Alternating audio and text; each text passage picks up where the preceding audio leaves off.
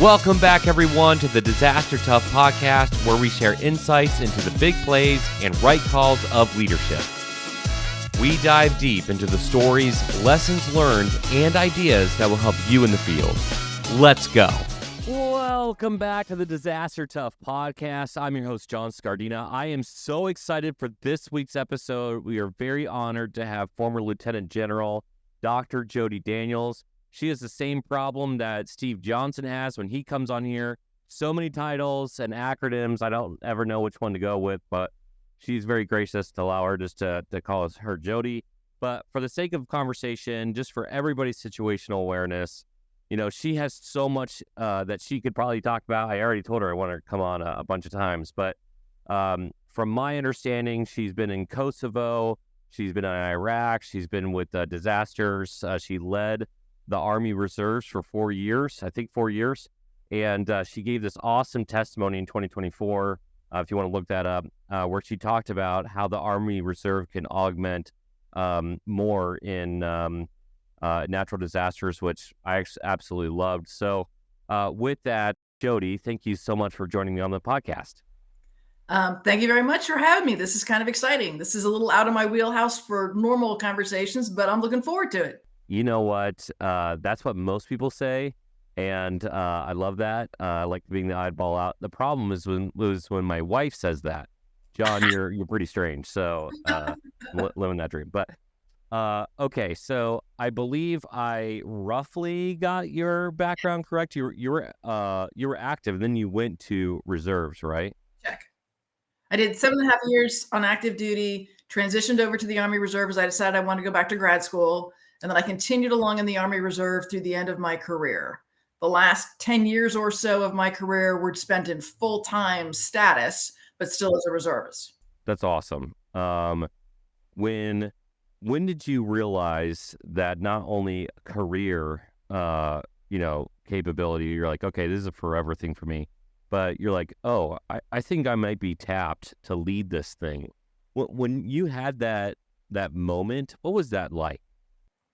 Well, the bigger moment was actually when I was a lieutenant colonel and someone said, hey, have you applied to go to the Army War College? And I'm like, dude, I just finished 7 years, working on a PhD and a master's. Why in the world would I want to go to the War College? He's like, well, if you don't apply to the War College, you're never going to be a general.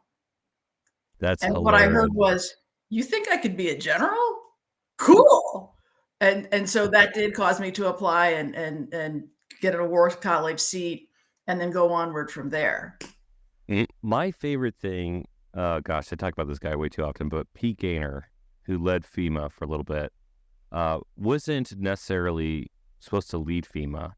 And yet, just by doing the right things consistently, put him in places where he could be influential. And I find him one of the most humble leaders I've ever met. And the fact that you were like, I'm just moving on this career thing, like, oh, like it wasn't like your number one ambition. That's what it sounds like. No. Wow. Wasn't even. Awesome. It was completely unheard of. And so someone saying that they thought. I mean, lieutenant colonel is a successful military career. Sure. To achieve that rank, it's like, all right, that's great. To make colonel is like, that's a bonus. But for someone, your boss, to go, I think you could be a general. That's sort of a whoa. Let me rethink this whole thing.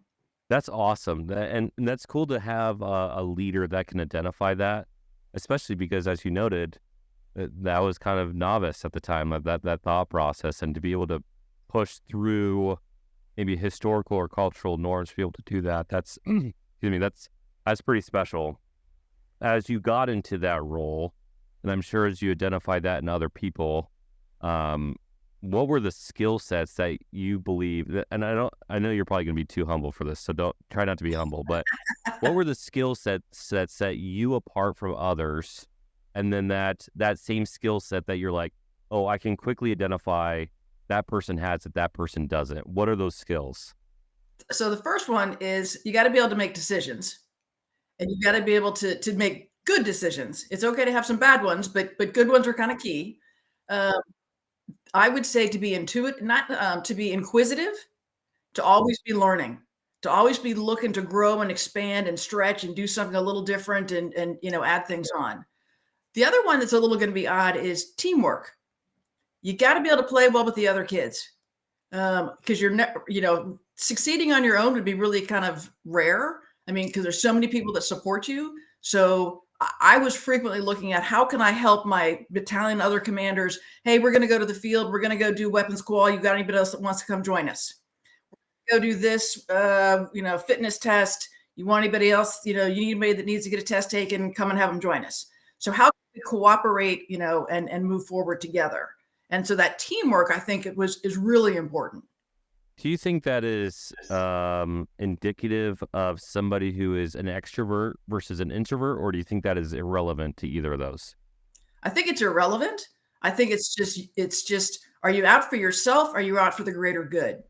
That's awesome. If you're out for the greater good, you're doing teamwork. I just talked to somebody about this last night about recognizing the good and stop focusing on yourself. They were kind of going through a hard moment, and I don't think they realized how many blessings that was coming in their life. And I share with them this quote that I heard from a man named Gordon B. Hinckley, who's passed on now. But he said that he would see this sign in front of a shoe shop saying, "I always complained about my shoes until I saw somebody without feet." And that teamwork mentality. And so I just asked her, about the people she was helping or the things that was happening in her life. And it was cool to kind of get her to snap out of it by realizing that there was other things that she could focus on. And I like hanging out with people like that. I like people who can, they're usually miserable if they're focusing on themselves, and they're usually happy if they're not. So that's cool that that you're calling that out there. So if I could do a slight different, so the other aspect of teamwork is building the team, which is finding those people, and in particular, those people that won't say, yes, ma'am, yes, ma'am, yes, ma'am, but go, ma'am, are you really going to do that? Let me show you. Let me suggest something else. Let me tell you, or be far. I had a sergeant when I was a company commander who was far more blunt, saying, ma'am, you're about to it up. And I'm like, oh, okay. And it was incredibly valuable to have the team and then people that have diverse backgrounds, that have unique other skill sets and experiences, that can say, if we do it this really weird way, this or this other thing, we can pull it all together. And I found that in industry as well. I worked for a defense contractor in a research lab for many years. So having the psychologists, along with the artificial intelligence folks, along with the language skills, along with the other capabilities, ended up creating some really interesting projects and products and outcomes, because you're leveraging all these interesting backgrounds that people have.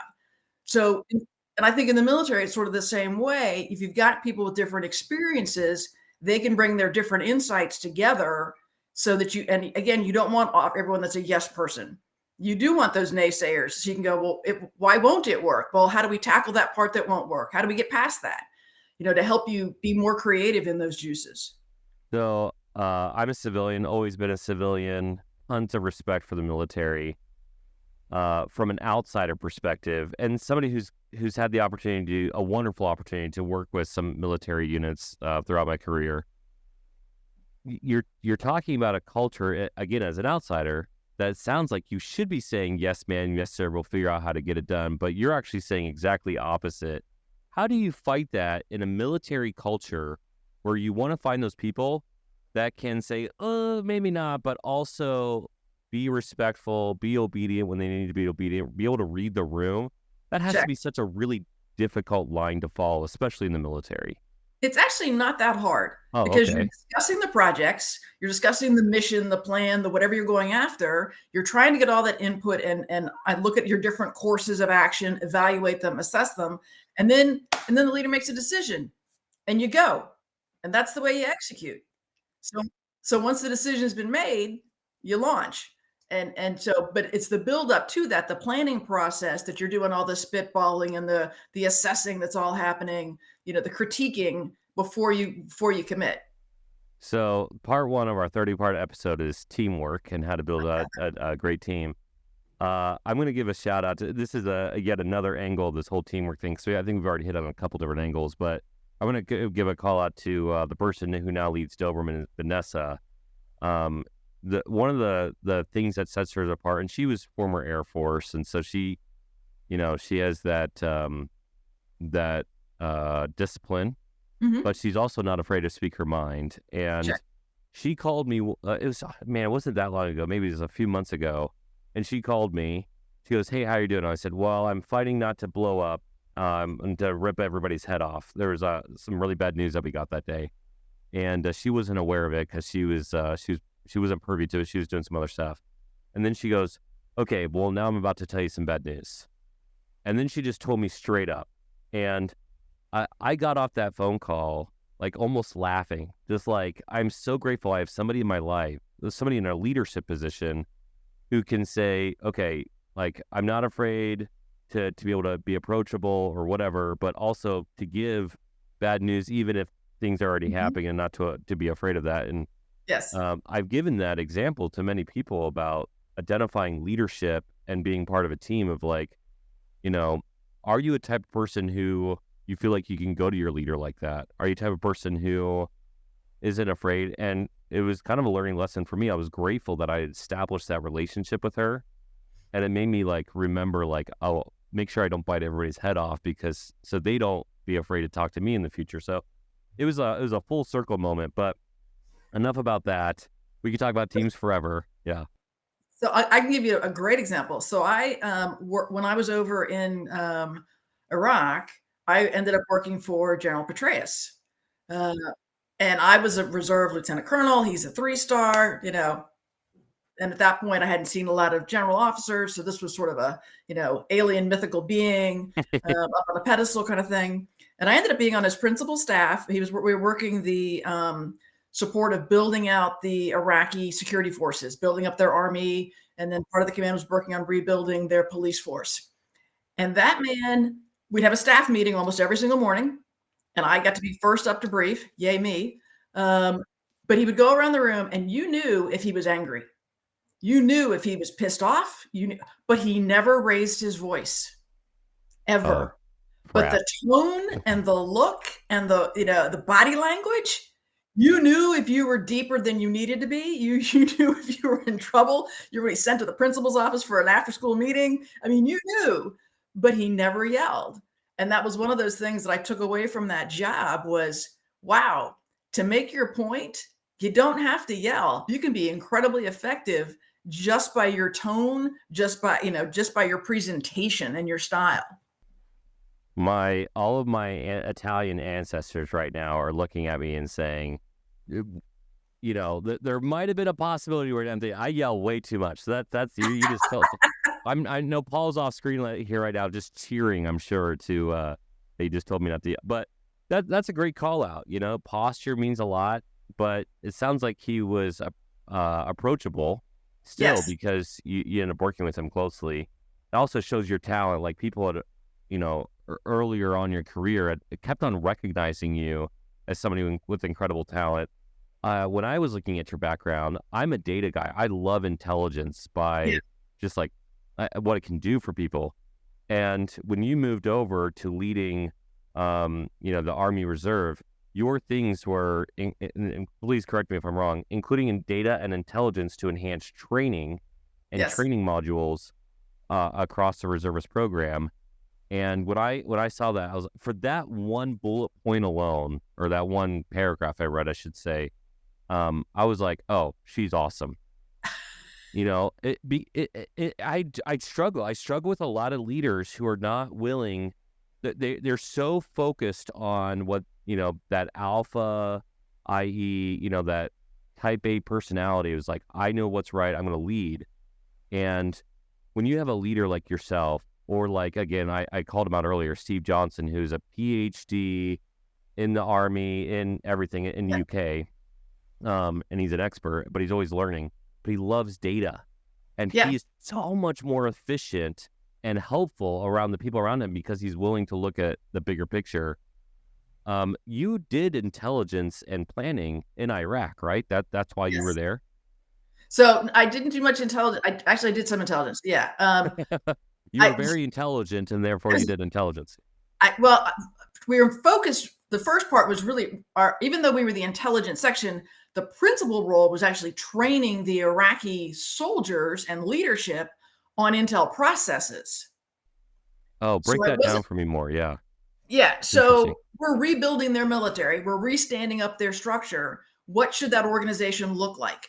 How many units of what kind of signals intelligence or human intelligence or collection capabilities or analytics or geo intelligence. So all those different kinds of things. How what tactical, what at the mid level, what at the working with the Ministry of Interior. So what did that actual structure look like?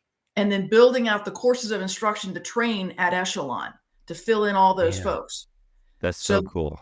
that was what our role was so that we can help them build up and become professionals in that career area, and then we step away and they take over. So what years were you there? I was there summer of 2004 to 2005. So right around the same, I think it was that, I think it was 2005 or 2006. My former boss at the National Cancer Institute, Jeff Alderdice, he was a soldier to train Iraqi forces. So now I get to see kind of, at a high level, how that all broke down to his specific command and how he was training local forces based off of the doctrine and, dot mil PFI. I'm sure that's what you guys were using, but to go through that process. When did you use some of the same processes that you were developing in Iraq to what you were doing in 2020 to 2024 with how implementing data and training So reserves, your I was reservists? I was so in 20 so my as Chief of Army Reserve, Commanding General, U.S. Army Reserve Command, blah blah blah. So CAR and CG, my focus was go freaking do training. Stop worrying about the metrics. Stop worrying Interesting. about the dashboards. You got too many people that are heads down. Come up, get out, use your equipment. And I would say, don't break, you'll end up breaking it, but the idea is to break it in, get it out of the shrink wrap packages. Just because you have a 100% rating on that piece of equipment, but you've never used it, that's cheating. It's not broken because it's never been touched. Yeah, The users that's don't know how to use it. The maintainers don't know how to maintain it, but you got a great OR rate. Yeah, well, don't care. that means nothing. Yeah. You have no proficiency. So, I mean, there was lots. And so I learned a bunch of things about the reserve by, what our status was by looking at the analytics, by looking at the data and realizing a few things. And so that made me, for great example. So I'm looking through it. We were hyper focused for many, many years on getting all your physicals. Everybody's got to get a physical once a year. And we were just annoyed. I mean, you can't come to battle assembly unless you go get your physical done. We're not going to pay you unless you go get your physical. I mean, we were just obsessed on these things.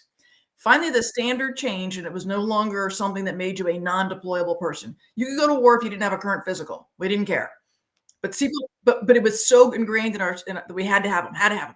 And I went and looked through my numbers for some reason, and I'm looking at them like, why is my aviation command at the bottom of the list? These are guys that have to have flight physicals. How do they have the lowest completion rate for physicals? This makes no sense whatsoever. So I dug into the data a little bit more and I went, oh, it's because a flight physical doesn't include some questions related to behavioral health, which are required on the mandatory annual physical. So they're not getting credit for the annual physical, but they've got credit for a flight physical, which caused me to eliminate any charts, any data, any statistics that went out to anybody, even in the backup set, as to what their completion rate was for physicals. And then I started That's working with wild. the Surgeon General's office to fix it. Like, this is just stupid. We're wasting time getting 2 physicals for our aviators when one will do, but it's missing like 4 to 6 questions. But you're making them go do a full second physical. Why do you think this happens a lot in Yes. whether military or large organizations? This happens a lot where a process, a bureaucracy is created and people can't break out of it, Check. right? Until you have a change agent like yourself come in and be like, all right, take care of this. Why do you think it's so hard to break out of these things once they're implemented? Because surely you weren't the first person on the totem pole to realize, like, wait, like all those pilots must have been like, this sucks. I hate doing this. Yeah. Why are we doing this? Yeah. So like, Oh yeah. why is change agents more rare than they should be? Essentially, that's kind of my question to you. Why is change hard? Um, Okay, that because was a stupid question. No, you're not allowed to answer it. I Crap, mean, that was a stupid question. It is true though. Like you get to I see that a lot. Like I get hired as a consultant, and most of the time that we're fixing a process, that somebody on the totem pole was like, I've been saying this for 10 years, but because you're an outsider and you say it, all of a sudden everyone's like, oh, that's a great idea. Yeah. so here's what I did. I decided I needed to make a change, and I need to make a big change. So I wrote a paper, and I published it to the staff, and I said, everybody, out to the whole force, and said, everybody needs to read this. And it was, this is what I care about. And I had recently read a book called Brief: How to Make a Bigger Impact by Saying Less. And so I took lessons from that book, and I went, okay, I need pictures, I need graphics, I need short sentences, small. And so I really worked hard on this paper to make it super easy to understand. And then every audience that I've spoke to, I gave the same exact speech. There's not a different one for the generals than there was for the sergeants and the first sergeants and the company commanders and the battalion commanders. It was all the exact same pitch to everybody. And it was like, everybody gets the same message. And then I asked over time, I'd ask those company commanders and first sergeants, as I sat in on their courses every other week, okay, first of all, how many of you read it? We'd see how many hands went up. And then how many of you are still having weekly statistics meeting with your higher headquarters? See how many hands went up. And I said, okay, once I said, tell me the higher level, the brigade level headquarters. I'm not going to rat you out at the company commander level, because that's not going to help me. But I will go to the 1 or 2 star to beat up on that brigade commander who's hosting the meeting. Yeah. And so that's what I did. Yeah. I would say, like, and so because the general officers and the command sergeant majors at that level, they got it. They understood what we wanted to change, what we wanted to focus on, how we wanted to spend our time. But it wasn't resonating, because some of these metrics are just, we've been doing them for so long, they're easy. I know how to calculate them. I know how to report them. I can do red, yellow, green, stoplight charts to the end of the earth. And we would update them every freaking other week. I'm like, but that's not useful. That's not readiness. That's busy work. That's administrivia. And so as soon as I found out about these pockets of people that were still holding on, I would engage the next level down to go beat up on their subordinates. Recalibrate their thinking. To save those at the end of the spear who were trying to get the job done, trying to do what I told them to do in the paper. And I also tell them, look, I wrote this paper. You take that to your battalion commander and say, this is what the 3-star said. Do you disagree? Yeah. Go talk to her then. I gave him top cover. Yeah. And it made everybody's life easier by you leading that charge. And funny enough, you remind me a lot of, I think she's still captain. She might be major now. Maybe one day she'll be general because she's awesome. But Captain Denny Adams, who worked for me for a minute, I brought her up on another podcast recently, but she's in the reserves. Yeah. And when she worked for me, she was put in a command position. Again, I'm missing some details here, but she was put in a command position, supposed to be for a year. She did it for 2 years. She's doing all this cool stuff. But one of the reasons people liked her is because she would say to them, like, that's just dumb. Why are you doing it like that way? And yes. she would just fix it. Yes. And she did the exact same thing here. She knew, I total trust in her, 100%. She's, I don't know, lightning in a bottle, essentially. But like, if anybody had any issue, I knew that she could just go to them and she would fix the problem immediately. Yes. Because she was able to see the full gambit and just be like, boom. And that's cool. I think we need more people like that. The fear is that when we talk about this on the podcast, I always get an email within a couple weeks saying, hey, somebody was listening to your podcast, somebody on my staff, and now they're yelling at me every other day saying I'm stupid as the leader. I'm like, ooh, that's too far. You know what I mean? There's respect. So if you're listening to this podcast, you still follow Jody's advice. Still be part of the team. Yeah. Be cool. Don't tell your boss they're stupid every day. No. But you got to tell them why. Yeah. What's wrong with it? How are you going to fix it? What's the solution? Yes. Don't be the part of the problem. Be part of the solution. Tell me how I can cure it that will is reasonable, feasible, executable, all the other ables, you know? I had a leader one time that he was like a big time micromanager. He's like the worst. He was a really nice guy, but micromanaged everything. And we were able to meet outside of work. Actually, for this family function, we were invited, my family. And I walked up to him and I said, "Hey, I'm going to stop reporting to you." And he's like, "No, no, you work for me." I said, "No, no, I'm going to stop giving you reports about what I'm doing. And if I get in trouble, then we can talk about it. But in order to help you learn trust in our team, Yes. we're just going to stop telling you what we're doing." And like a month went by, like no joke, a month went by, and he's like, "Hey, all these things are happening. I haven't had any insight on." I was like, "I told you." He's like, "It's all going smoothly." I'm like, "Is your life better?" He's like, "Yes." I'm like, "My life's better too." So essentially, it takes some people. Some people talk about complaints. Some people talk about solutions. I really appreciate when people just, there's a scope. There's some give and take there, but just do the solution, and that's probably the easiest way to get change, at least in my perspective. But you have such a bigger scale, and I do kind of want to get to this and a little bit, but the scale of what you're looking at impacts thousands of people, tens of thousands of people, if not hundreds, all the way through civilians and disasters and getting the nation ready and all these other things. And now you're talking about millions.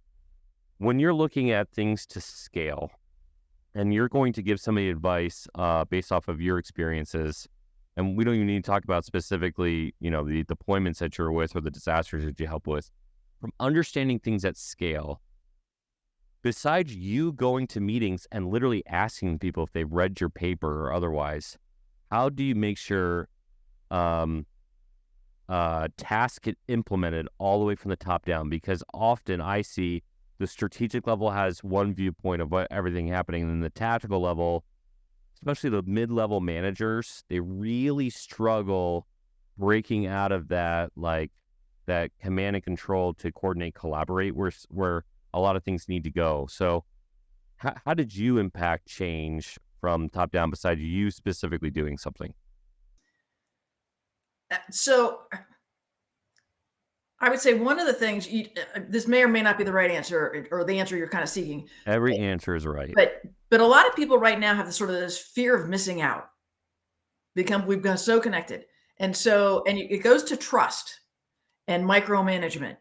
And so the military on the reserve side, you only get together with your subordinates once a month, and sometimes it's only once a quarter. You may consolidate things and just meet quarterly. And so for those folks, and they have a civilian job, they might be going to school, might have family commitments, may want to have some friends and have some time off as well, go do things. So one of the things that I would tell people to do, and that I did, was when I went on vacation, I'm freaking on vacation. You don't talk to me. Okay? I'm checking out of the net. I'm off the bandwidth. My out of office says I'm not reading email, not until I give the date. Here are the people you can talk to. And then, you empower those subordinates to be large and in charge, because Yeah. that's their job, is to become you. That they're in your role as a leader is to train those behind you to be able to replace you. Work yourself out of a job. And people don't think of it that way. And so frequently you go on vacation. Well, you go on vacation and they'll still be doing phone calls and emails and everything else. And I would call people out if they were replying to me when I knew they were on vacation. I'm like, "Why are you sending me email? Aren't you supposed to be sitting on a beach in whatever city? Aren't you supposed to be, climbing a mountain or out on a hike? Why are you sending email? If we need you, we'll call you. We'll find you." And so convincing people, and I said, and why was I so emphatic about this? Well, two reasons. One is this, like the studies show that if you can step away for 10 days, 10 days, a minimum amount of time that you need to step away on vacation to recharge your batteries and to get back to full strength. The other reason is it told my subordinates that I trusted them. The sergeant major or the first sergeant, I believe in you. my deputy or my executive officer. I believe that you can do this and that you can make decisions while I'm gone. I trust that you can do those because I've trained you to do it. And if I haven't trained you to do it and you do a really piss poor job repeatedly while I'm gone, then we have an issue that I need to fix. Either I need to train you more or I need to send you off to someplace else because you're not cutting it in this job. You know what? I appreciate that answer because so many people, like, I would say, like, I hate to say make believe, but there's some leaders out there who are like, take all the responsibility, but sometimes it is the other person. Like, sometimes people are just bad at research and bad at self-identifying that they're not Yes. good at something, and they Check. do need to go off into a different area. So, I mean, I had engineers where I used to work who were just not a good match. They could do coding, they could do things, but they lack some skills, maybe some social skills, maybe, the ability to play well with the other kids or whatever. And I got called in frequently to be the performance improvement plan, person. And Oh no. uh, you know what? The person doesn't know that they're not doing right until you tell them. Yeah. And so telling them what they were doing wrong, setting up a plan, getting back with them, and it got it got to the point I was like, look, dude, you are not a match here. You are just not a fit. Let me help you put together your cover letter and your resume. Let me help you go have a good landing. Then he leaves happy. We're happy because he's no longer mucking up our works. And the bridge is not broken. I'm officially going to ban this episode from being played in my home because my wife's gonna be like, great, now I'm going to be helping his change agent to, my wife's always teaching me, but let's go talk based off of this background intel. Now that we understand, like, the way you think, the way that you're approaching everything, there was several big incidents that you had to deal with while you were leading. Two of which I know of, at least. One was a hurricane. I think it was Hurricane Ian, if I'm not wrong, and the wildfires in Hawaii. Yes. And then you gave this testimony about the Army Reserve perspective, which I found fascinating because most of my work, when I was in FEMA or Fed or otherwise, if it wasn't Army Corps of Engineers, it was the National Guard units. And then here you are coming in the background saying, hey, we could augment these things to be better. Again, you're the kind of that change agent mentality. Personally, Denny Adams, if she was in charge of all disasters, they would be over in 72 hours and everything would be fixed. So you get 10 of her in the world, there would be no more problems in the world. But essentially, those two issues, and I'm sure there was others, especially with the state of the world, what were some call-outs or highlight, I want to say highlight, key moments for you where you said, oh, here's the gap identified, here's the Army Reserve perspective, here's where we could go if we streamline this information. Can you walk me through that 3-step process? So actually what happens is the local authorities put in what's called an immediate response. We have what's called immediate response authority. If the local authority says, I need help, I need a particular kind of help, they can request it from the Army Reserve, just like they request it from the Guard. We can go and perform that function for 72 hours for free. And then after 72 hours, we need a memorandum of agreement as to how we're going to get reimbursed to continue onward to conclude whatever this mission happens to be. A great example of that was down in Texas some years ago, I'd say 21, maybe 22. They had a big old frost. Oh, it froze the heck out of, a bunch of cities for about a week. The Army Reserve got called in to bring water purification systems because we could supply hospitals with water. And so we in two different cities, Houston and then Huntsville, we were bringing in gallons and gallons of water to allow them to continue to function.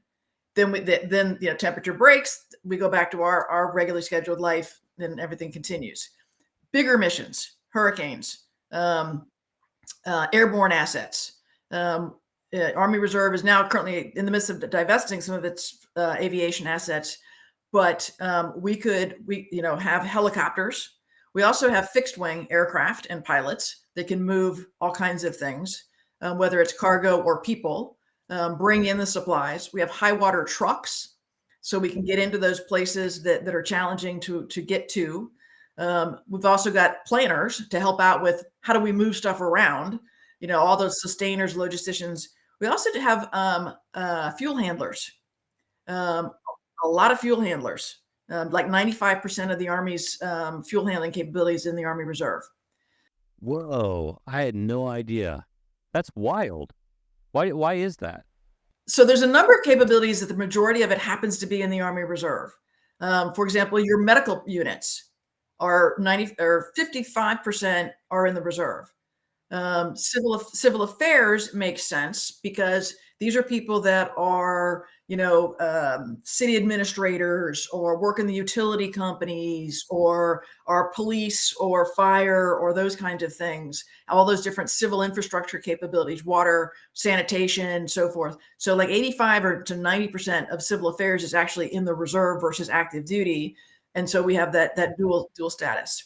We've also got like the only railroad unit across probably all of DOD. What? I did. Yes. Why am I learning about this stuff now? You should have given like a presentation at FEMA like 15 years ago. That would have helped me out quite a bit. But it's like the railroaders got called into Kosovo. Wait, the railroaders aren't with the Army Corps of Engineers? They're not. Whoa. So you were in an incredibly unique position of many dual missions, and therefore, man, okay, if my mind's being blown, hopefully I'm not the only one, but I bet there's a lot of people who are listening in right now, emergency managers specifically, who probably have really no understanding of the capabilities of the Army Corps, the Army Reserves.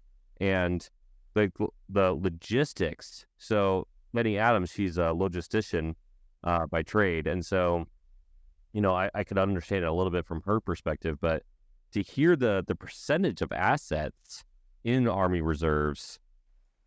Transportation assets, 55% are in the Army Reserve.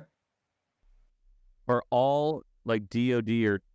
Yeah. For the Army, yeah, same thing with the medical. That's our for the Army forces, the units. Yeah. So here's why. So back in 1993, there was this what they call the off-site agreement between the active component, the National Guard, and the Army Reserve. And there was this division of forces as to who's going to take on what roles. So at that point in time, it was decided that the Army Reserve was going to take on principally what we call the combat support and combat service support, and the National Guard was going to be principally combat. So the Army Reserve has one infantry battalion. One. Oh. But we've got all those civil affairs. We've got two theater engineer commands. We've got, theater level signal command. So we've got all those enablers, all those other capabilities. We've got, combat support activities, but without having a lot of combat arms individuals. So I have a question for you. Sure. Kind of an off the random question. It seems to be that, how do I say this? Names are changing frequently in government right now.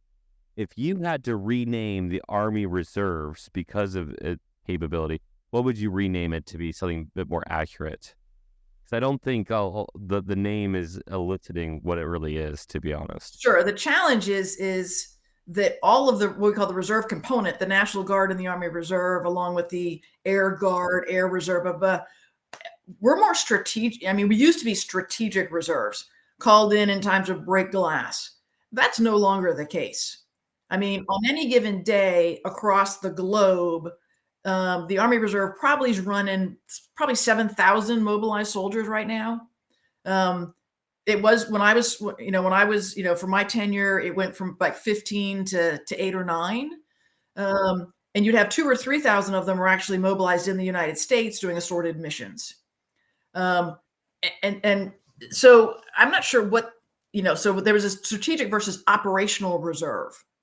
And we're a little bit of both, but the definitions have been, what does it mean to be, in the reserve or any reserve or be a reserve component member has dramatically changed, since 9/11. Oh, wow. So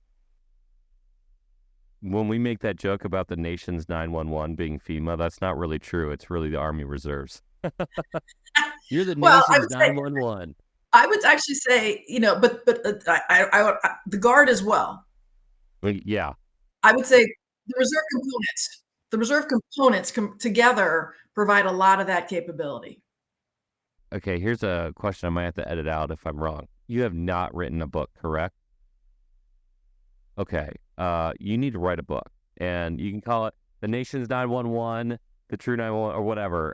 You can give me rights on that name. But seriously, I am fascinated by this, like just by the data and understanding how it works alone. And I know that would drastically improve the posture of others by understanding the capability of others. Like that coordinate and collaborate thing that we talk about in emergency management so much that ironically, I think, I'm just going to call it out. I think emergency managers are actually very poor at communications and we need to get better. But it comes from the assumptions that we have where we don't really understand the capabilities of others. And anytime we have an opportunity to learn, I think would be great for everybody. As you have worked with other groups, whether it's dual missions or going into Ian or going to the wildfires or going into Texas, I have a whole thing about Texas, by the way, because I was kind of involved in that in 2017, warned them about the fuel. Okay, there's a whole thing there. But as you have gone in to support other groups or augment those groups, and as you've called that out, whether testimony or on here,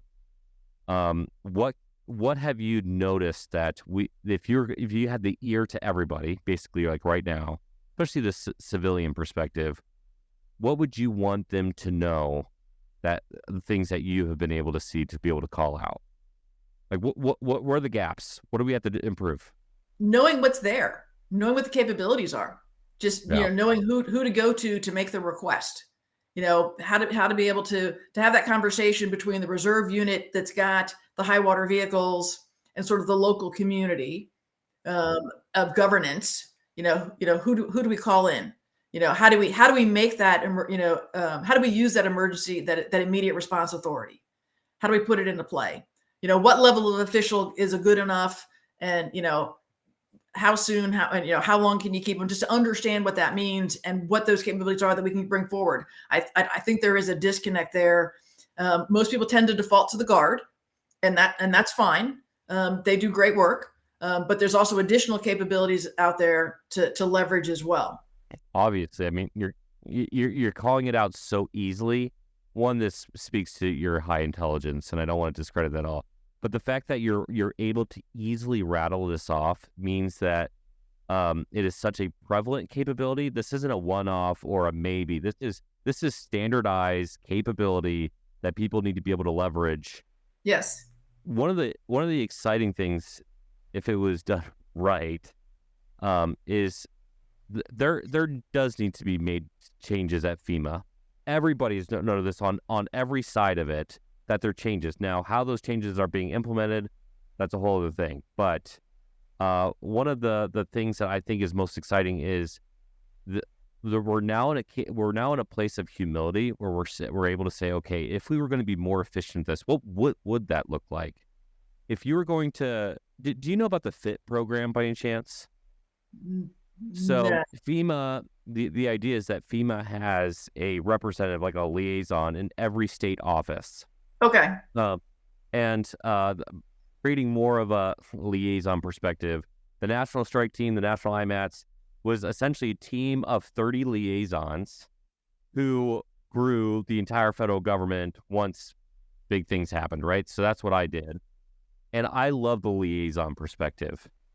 Yes. Do you support, or do you, as you've coordinated with others, do you think that we need to build a bigger capability of liaisons, or do you think we just need to learn to coordinate better with each other? Does that make sense? Like, okay. But yeah, EPLOs are out there large, and they work hard. They're all over the place.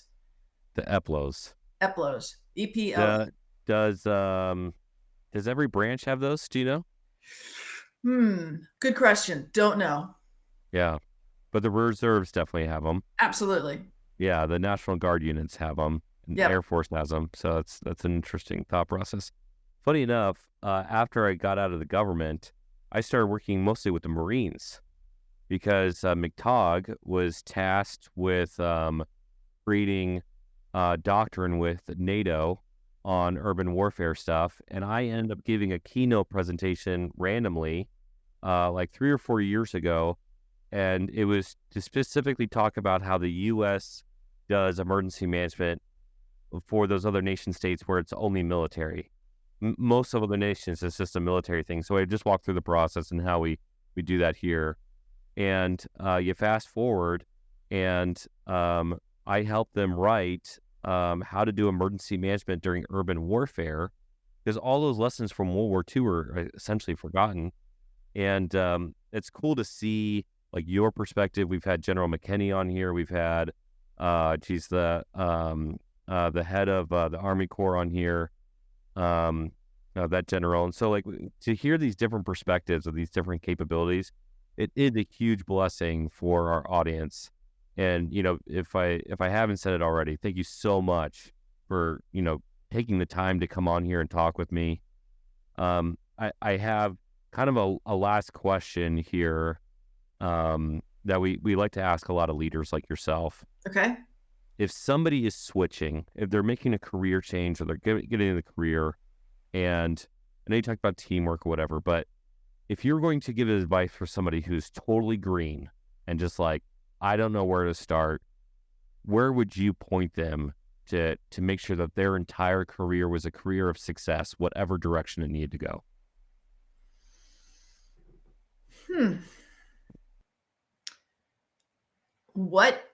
So it turns out that purpose is far more valuable than passion.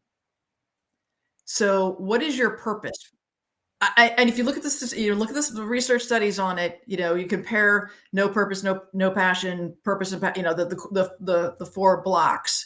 The highest scoring one is where you've got both. The next highest one is where you've got purpose. If you don't have purpose, that doesn't matter how much passion you got, you're not going to overcome it. So you've got to figure out what is it you really want to do, and how do you make your statement, whatever that happens to be. How do you find that is the tricky part. Purpose over passion. I think you just named your book that you're going to write and we're all going to read. So that's great. Nations 911. I thought that was pretty good, but purpose over passion is pretty great. Seriously, Jody, thank you so much for talking to me. I like, this was the most random episode because I was going to plan on talking to you about 15 other things, and we didn't talk about any of those things. I was just hyper curious about what you were saying, and it is painfully obvious why we in this nation need more leaders like yourself, and why you were tapped throughout your career to do incredible work. And I know that my audience got something out of it. I know that I've certainly got a lot. I was, blown away many times in this episode alone. I would love to have you come back on if you're willing. But for the sake of for us in the future, like I said, we build out this podcast studio. I'd love to have you here in person even sometime. But if people want to get a hold of you, what I'll say, unless you correct me, is they can just send us an email at contact@thereadinesslab.com. And then we'll kind of filter out the passion over purpose emails. But I think you're on LinkedIn as well, and so there's lots of different sources. If you're in the Army Reserves and you were impacted in some positive way, we would love to know about that, especially over the last from 2020 to 2024. Like I said, I've mentioned Denny Adams and others who were impacted by your work in a positive way, and grateful for their leadership as well. So with that, Jody, thanks again. We're ready for your book to come out, Purpose Over Passion. Everybody, if you like this episode, you got to give us a 5-star rating and subscribe. Of course, like we do, we'll post this on social media, and we'll see you for the next one. Peace.